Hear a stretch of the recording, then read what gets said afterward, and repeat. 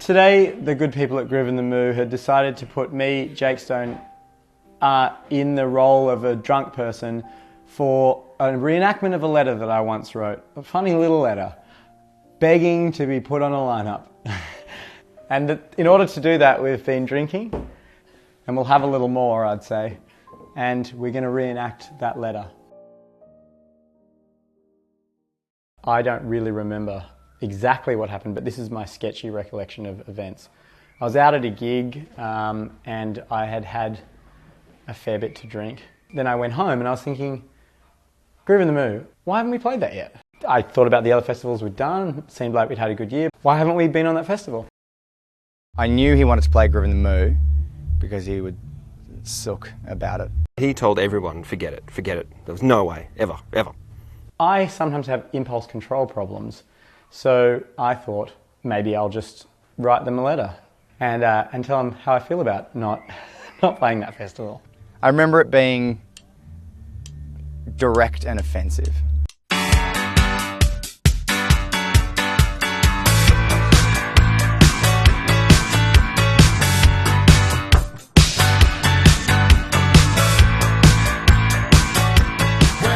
I remember being in the van when we were touring somewhere and Jake relating the fact that he'd sent an abusive email to Groove in the Moo and basically that everyone, management, booking agents, everybody was telling him that he was a total douchebag for doing so. And we all kind of agreed with them. Yeah. Here's the letter. Hi. My name is Jake Stone, and I am a fan of your festival. It always seems professionally set up and publicised, and looks great, which is a rarity for a regionally focused festival. I also like the regional orientation, as that's something Bluejuice focus on in our own touring. Which brings me to my point. I'm writing to ask you directly why you've never seriously considered Bluejuice for your Grooving the Moo lineup. Lineup? We're all keen to do it. And I cancel most other things to be on that bill. Is that the radio? What was that? I understand that a great deal of this industry is run on personal preference. And thus, I have to assume that at this point, someone in your office really has a problem with us and basically never wants us on that bill. Bit presumptuous. Though I'm not an idiot, and I can see what might put you off about us. Regardless of what you might think, we've had a great deal of success. We've been with radio, we've played a big day out tour, we've done a lot of large scale touring, okay?